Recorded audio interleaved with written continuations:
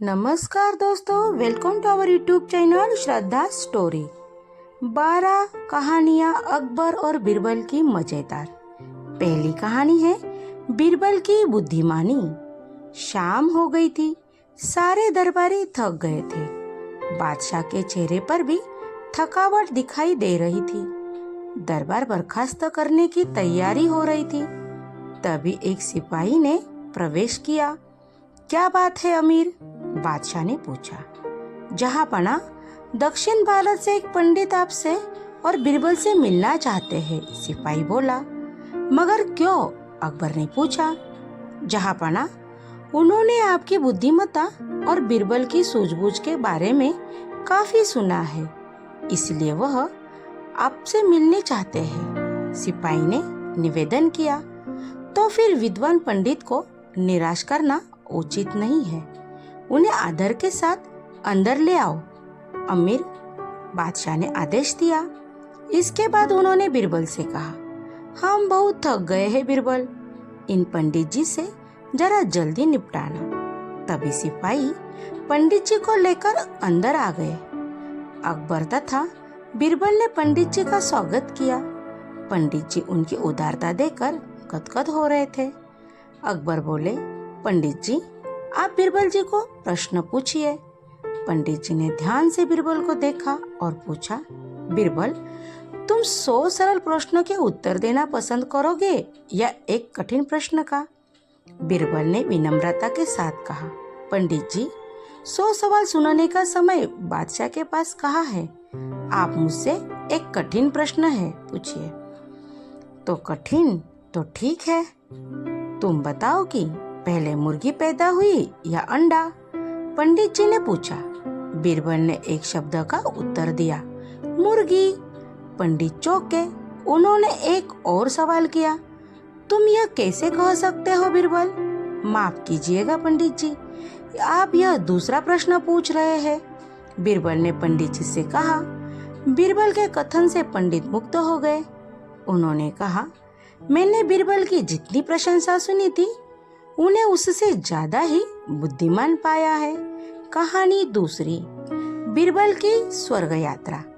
महाराज, आपको बीरबल जैसे सयाने आदमी को स्वर्ग भेजना चाहिए, ताकि वह आपके पुरखों का हालचाल पता कर सके।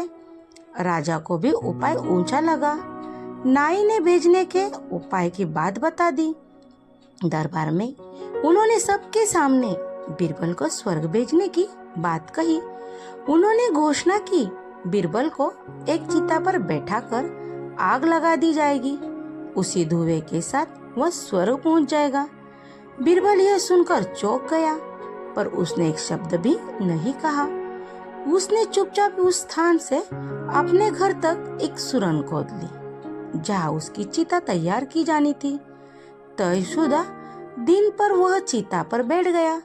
उसके पूरे शरीर को लकड़ी के लट्ठों से ढक दिया गया। जैसे ही चिता में आग लग गई, बीरबल चुपचाप सुरंग के रास्ते निकल गया। किसी को पता तक नहीं चला और वह सही सलामत घर आ गया। वह वेश बदल कर घर से निकला। उसने पूरे शहर में घूमकर पता लगाया कि कौन लोग उसे मारने की साजिश में शामिल थे। कुछ दिन बाद बीरबल अकबर के दरबार में पहुंचा। उसने कहा, महाराज, आपके पुरखे स्वर्ग में मजे से है। हालांकि वे अपनी बढ़ी हुई दाढ़ियों के थोड़े परेशान हैं। उन्होंने मुझसे कहा है कि आप झट से अपने नाई और कुछ दरबारियों को वो स्वर्ग भेज दें। बादशाह मान गए और झट से ऐसा करने का आदेश दे दिया। नाई और दरबारी सख्ते में आ गए, पर अब उनके पास राजा के हुक्म मानने के सिवा दूसरा उपाय भी कहा था। हालांकि उन्हें एहसास हो गया कि चतुर बीरबल को मूर्ख बनाना इतना आसान नहीं था। कहानी तीसरी, अकबर की शादी। बीरबल से कहो कि वह मुझसे आपसे माफी मांगने पर मजबूर कर रहे, वरना आप उसे पद से हटा देंगे। अगले दिन राजा ने बीरबल को बुलाकर कहा, तुम्हें रानी को मजबूर करना है कि वो मुझसे माफी मांगे, वरना मैं तुम्हें पद से हटा दूंगा। बीरबल चुपचाप महल से बाहर आ गया। उसे एक तरकीब सूझी। उसने दरबान को बुलाया और उसके कान में कुछ कहा। फिर वह महल में रानी से मिलने चल दिए। वह रानी से इस तरह बात करने लगा मानो उसे राजा रानी के झगड़े के बारे में कुछ पता ही नहीं हो। जब वह बात कर रहा था तो दरबान उसके पास आकर बोला, महाराज ने कहा है कि सब कुछ योजना के हिसाब से हो रहा है। रानी ने यह बात सुनी तो बीरबल से पूछा, दरबान किस योजना की बात कर रहा है? माफ करे, मैं इसे किसी को नहीं बता सकता, बीरबल ने जवाब दिया। बीरबल की बात सुनकर रानी को शक हो गया कि रात में हुए झगड़े के कारण कहीं बादशाह दूसरी शादी की योजना तो नहीं बना रहे। ऐसा सोचते ही वो भागी हुई बादशाह के पास पहुंची और उससे माफी मांगने लगी। महाराज दिल खोलकर हंसे। वे समझ गए कि चतुर बीरबल अपनी योजना में सफल रहा। उसने महारानी को महाराज के आगे माफी मांगने पर मजबूर कर दिया। उन्होंने बीरबल की चतुराई की प्रशंसा की। कहानी चौथी, बीरबल की खिचड़ी। बादशाह ने ब्राह्मण को हुक्म सुनाया, अगर उसे परिवार के लिए पैसा चाहिए तो कपड़ों के बिना सारी रात तालाब के बर्फीले पानी में खड़ा रहना होगा। ब्राह्मण सारी रात तालाब के ठंडे जल में सर्दी से ठिठुरता खड़ा रहा। अगले दिन वह अपना इनाम लेने आया।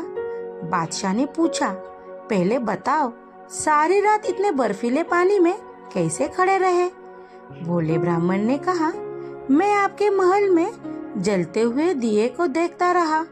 बादशाह ने इनाम देने से इनकार करते हुए कहा, तुम दिए की रोशनी से गर्माहट लेते रहे, इसलिए तुम इनाम के हकदार नहीं हो। बेचारा ब्राह्मण बहस कैसे करता, चुपचाप निराश होकर लौट आया। बादशाह ने बीरबल की भी एक न सुनी। बीरबल नाराज होकर दरबार से चला आया। अगले दिन वह दरबार नहीं गया तो बादशाह स्वयं उसके घर जा पहुंचे। अकबर ने देखा कि बीरबल ने जलते आग से करीब 1 मीटर दूरी पर खिचड़ी पकने के लिए हांडी टांग रखी थी। राजा ने पूछा, 1 मीटर दूरी से हांडी की खिचड़ी कैसी पकेगी? इसे सेक कैसे मिलेगा? बीरबल तुम ठीक हो? बीरबल ने कहा, जहाँपना, जब 1 किलोमीटर दूरी से जलते दीपक से किसी के शरीर में गर्माहट मिल सकती है तो आग से 1 मीटर की दूरी पर रखे हांडी की खिचड़ी भी पक सकती है। अकबर मुस्कुरा दिए, पर उन्हें अपनी भूल का एहसास हो गया। उन्होंने गरीब ब्राह्मण को बुलवाया। उसने सोने के सिक्के इनाम में दे दिए, जिससे ब्राह्मण खुश होकर लौटा। एक बार फिर से अकबर बीरबल की बुद्धि और तर्क शक्ति का लोहा मान गया। कहानी 5वीं, बैल का दूध। हकीम की बीरबल से पुरानी दुश्मनी थी। उसने बीरबल को परेशानी में डालने के लिए ही ऐसा कहा था। बादशाह अकबर ने बीरबल को हुक्म दिया, मुझे बैल का दूध चाहिए, जाओ किसी भी कीमत पर लाओ। बीरबल घर पहुंचा। उसकी बेटी ने देखा कि पिता काफी परेशान लग रहे थे। कई बार पूछने पर बीरबल ने पुत्री को अपनी परेशानी की वजह बता दी। बीरबल की बेटी भी पिता की तरह बहुत सयानी थी। दोनों ने मिलकर एक तरकीब सोच ली। बीरबल ने बेटी को आधी रात में शाही तालाब पर कपड़े धोने भेज दिया। वह वहां गई और कपड़े धोने लगी, जिसकी आवाज सुनकर अकबर की नींद टूट गई। उसने सैनिक भेज कर लड़की को बुलवा लिया। उसने पूछा, तुम इतनी रात को कपड़े क्यों धो रही हो? लड़की ने जवाब दिया, महाराज, मेरे पिता ने आज एक शिशु को जन्म दिया है। वे बिस्तर पर है। मुझे दिन में काम करने का समय नहीं मिलता, इसलिए मैं इस समय कपड़े धो रही हूँ। बादशाह बड़ा हैरान हुआ। उसने लड़की से कहा, बिटिया, पुरुष तो बच्चा पैदा नहीं करते। लड़की झट से बोली, अगर पुरुष बच्चा पैदा नहीं कर सकता तो एक बैल दूध कैसे दे सकता है? बादशाह अकबर समझ गए कि हकीम ने बीरबल को नीचा दिखाने के लिए ही यह चाल चली थी। उन्हें अपने ऊपर भी शर्म आई कि वे किस तरह हकीम की बातों में आकर उल्लू बन गए।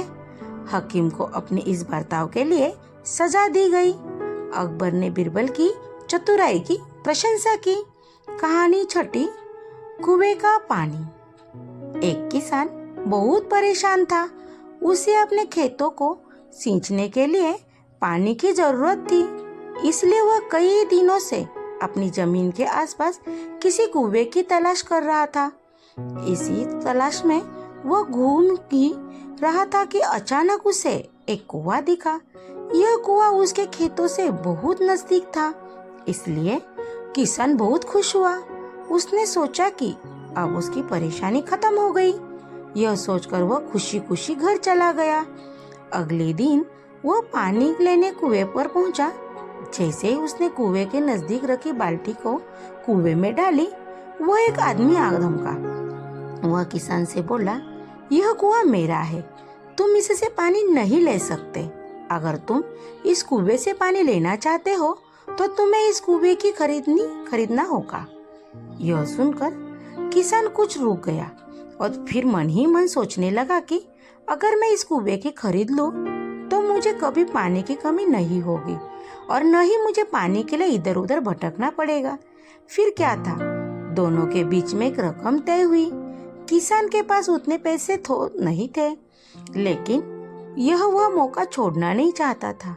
इसलिए किसान ने उस आदमी को अगले दिन वह रकम देने का वादा किया और घर की ओर चल दिया। किसान के लिए कुआं खरीदने का यह अच्छा मौका था, इसलिए वह इस काम में जरा भी देरी नहीं करना चाहता था। घर पहुंचते ही उसने अपने करीबियों और दोस्तों से इस बारे में बात की और कुएं के लिए तय रकम का इंतजाम करने में जुट गया। थोड़ी भागदौड़ की और कोशिश के बाद आखिरकार उसने वह रकम जमा कर ली। अब वह पूरी तरह से निश्चित हो चुका था कि उसे कुआं खरीदने से कोई नहीं रोक सकता। जमा हुए पैसे को लेकर वह फिर घर चल दिया। उसे बड़ी बेसब्री से इंतजार था कि कब रात खत्म होगी और वह कुआं खरीदने जाएगा। इसी सोच में वह पूरी रात सो नहीं सका। अगले दिन सुबह होते वो कुआं खरीदने निकल पड़ा। आदमी के घर पहुंचते ही किसान ने उसके हाथ पर पैसे रखे और कुएं को खरीद लिया। अब तो कुआं किसान का हो गया था। तो फिर उसने पानी निकालने में देरी नहीं की। जैसे ही किसान ने कुएं से पानी निकालने के लिए बाल्टी उठाई, उस आदमी ने फिर बोलकर, ठहरो, तुम इस कुएं से पानी नहीं निकाल सकते हो। मैंने तुम्हें कुआं बेचा है, कुएं का पानी अभी भी मेरा है। किसान मायूस हो गया और न्याय के लिए राजा के दरबार में शिकायत करने पहुंच गया। मालूम है इस राजा का नाम क्या था? राजा अकबर। राजा अकबर ने उस किसान की पूरी कहानी सुनी और फिर उस आदमी को दरबार में बुलाया जिसने वह कुआं बेचा था। राजा का फरमान सुनते ही वह आदमी भागा भागा दरबार में हाजिर हो गया। राजा ने उससे पूछा, जब तुमने इस किसान को अपना कुआं बेच दिया तो फिर इसे पानी क्यों नहीं लेने दे रहे हो? आदमी बोला, महाराज, मैंने इसे केवल कुआं बेचा था, पानी नहीं। यह बात सुनकर राजा भी सोच में पड़ गए। उन्होंने कहा कि बात तो तुम पते की कह रहे हो, कुआं बेचा है, पानी तो नहीं। काफी देर सोचने के बाद जब इस समस्या को सुलझाने में वह नाकाम हो गए तो उन्होंने बीरबल को बुलाया। बीरबल बहुत ही बुद्धिमान था, इसलिए राजा अकबर किसी भी मामले पर फैसला लेने से पहले उसकी राय जरूर लेते थे। बीरबल ने एक बार फिर दोनों से उनकी समस्या पूछी। पूरी बात सुनने के बाद बीरबल ने उस आदमी से कहा, ठीक है, तुमने कुआं बेचा, पानी नहीं, फिर तुम्हारा पानी किसान के कुएं में क्या कर रहा है? कुआं तुम्हारा नहीं है, फौरन अपने पानी को कुएं से बाहर निकालो। बीरबल का इतना कहते ही उस आदमी को समझ आ गया कि अब उसकी चालाकी किसी काम की नहीं है। उसने राजा से फौरन माफी मांगी और माना कि कुएं के साथ उसके पानी पर भी किसान का पूरा अधिकार है। यह देखकर राजा अकबर ने बीरबल की बुद्धिमानी की तारीफ की और कुआं बेचने वाले आदमी पर धोखेबाजी के लिए जुर्माना लगा लिया। कहानी 7वीं, कौवों की गिनती। एक दिन अच्छी धूप में अकबर और बीरबल महल के बगीचे में आराम से टहल रहे थे। बीरबल की बुद्धिमानी की परीक्षा लेने के लिए अकबर ने सोचा क्यों ना बीरबल से कोई मुश्किल सवाल पूछ लाए। बादशाह ने बीरबल से पूछा, हमारे राज्य में कुल कितने कौवे हैं?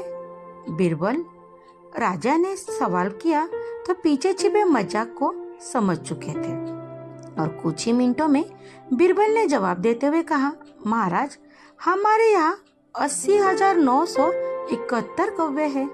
जवाब सुनकर राजा अकबर हैरान और आश्चर्यचकित रह गए और फिर उन्होंने पूछा, अगर इससे ज्यादा हुए तो? बीरबल ने जवाब दिया, तब तो हो सकता है वे दूसरे राज्य से आए होंगे। राजा अकबर ने पूछा, अगर कम हुए तो? बीरबल ने मुस्कुराकर जवाब दिया, वे दूसरे राज्य में चले गए होंगे। यह सुनकर अकबर बीरबल की मजाकियापन, चतुराई और वाक्यपटुलता पर खुश हुए। कहानी 8वीं, मुर्गा और मुर्गी। एक बार राजा अकबर ने बीरबल के साथ एक चाल चलने की सोची। उन्होंने अपने दरबार के सभी मंत्रियों को एक एक अंडा दिया और कहा कि कल सभी इस अंडे के साथ आए, लेकिन अंडे को अपने वस्त्र में छिपाकर। अगले दिन अकबर ने सभा में कहा कि मैंने कल रात एक सपना देखा। जो कोई शाही तालाब से अंडा लेकर आएगा उसकी वफादारी साबित हो जाएगी, अन्यथा नहीं। इसके बाद अकबर ने अपने सभी मंत्रियों को ऐसा ही करने की और अपनी वफादारी साबित करने के लिए कहा, जैसा कि योजना बनाई गई थी। सभी मंत्रियों ने अंडे की तलाश करने का नाटक किया और कुछ ही समय में उन सभी को एक एक अंडा मिला जो उन्होंने पहले से ही अंदर छुपा रखा था। फिर जब बीरबल ने अंडे की तलाश करने गए तो उन्हें अंडा नहीं मिला। जब बीरबल खाली हाथ पहुंचे तो सभी उनकी ओर देखकर मुस्कुराने लगे। बीरबल को पूरे परिदृश्य का आभास हो गया और वे बादशाह के पास गए और जोर से मुर्गी का आवाज निकालने लगे। राजा सोच में पड़ गए और पूछे कि यह क्या है, जिस पर बीरबल ने जवाब दिया कि महाराज, मैं मुर्गी नहीं मुर्गा हूँ, इसलिए मैं अंडा नहीं ला सका। यह सुनकर दरबार में मौजूद सभी लोग जोर से हंसने लगे।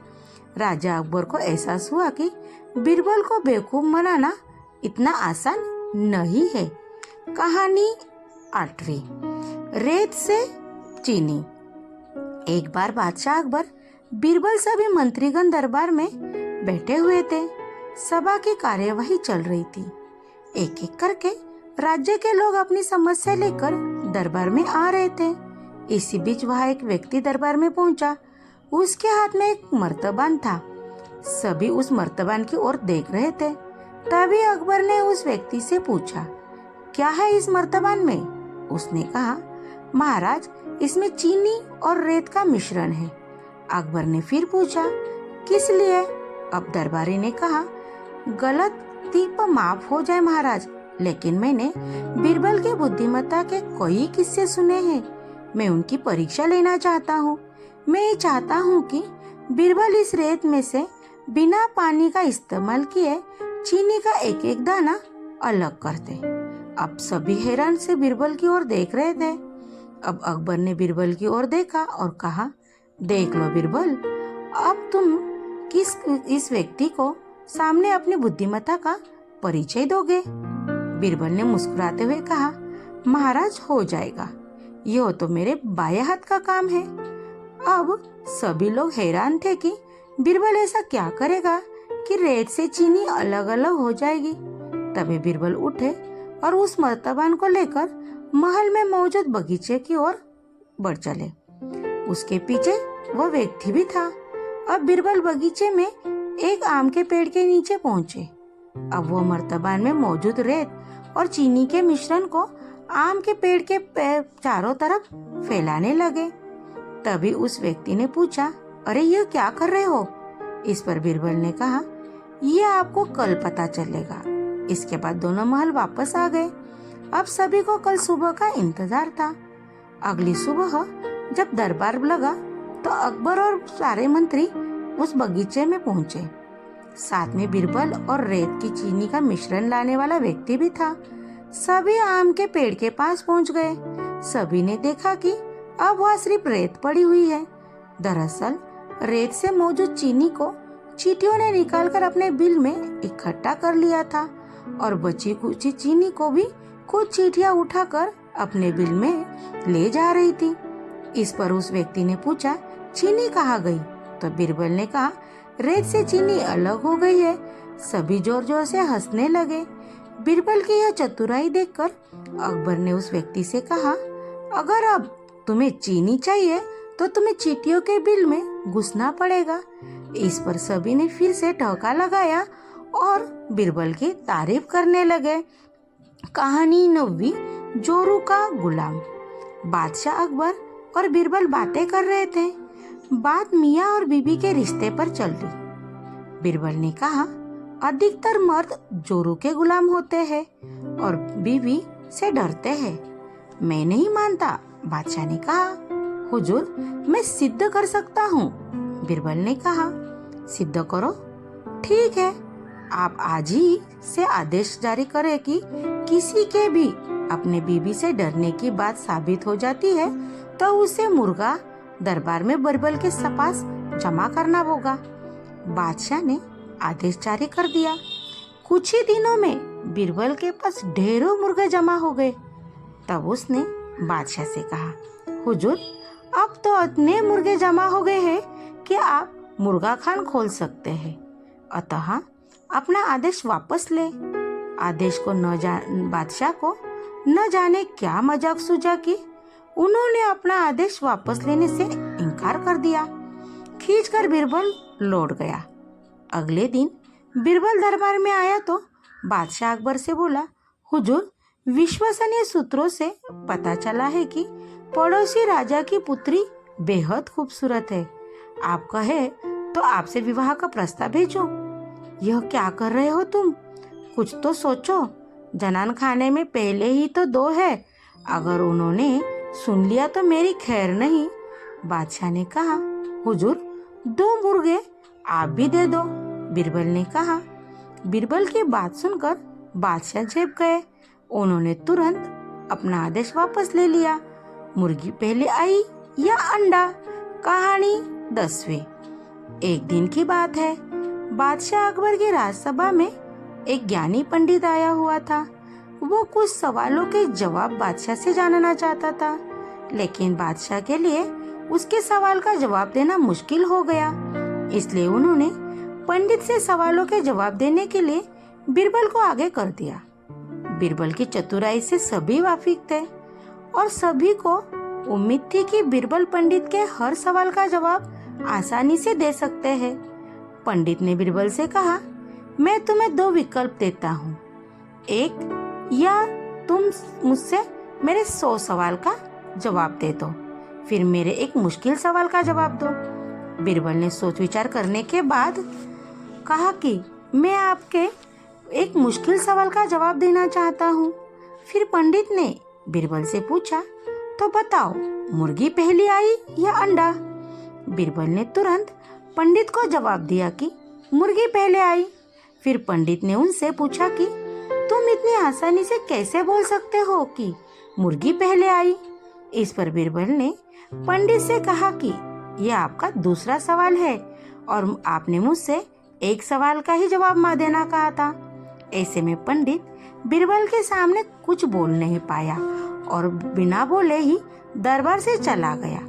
बीरबल की चतुराई और अक्लमंदी को देखकर अकबर हमेशा की तरह ही इस बार भी बहुत खुश हुआ। इससे बीरबल ने साबित कर दिया कि बादशाह अकबर के दरबार में सलाहकार के रूप में बीरबल का रहना कितना जरूरी है। अगली कहानी, सारा जग बेईमान। बादशाह अकबर और बीरबल हमेशा की तरह एक दिन बैठकर अपनी प्रजा के बारे में बात कर रहे थे। बातों ही बातों में बादशाह ने कहा कि बीरबल, तुम्हें पता है तुम्हारी प्रजा बेहद ईमानदार है।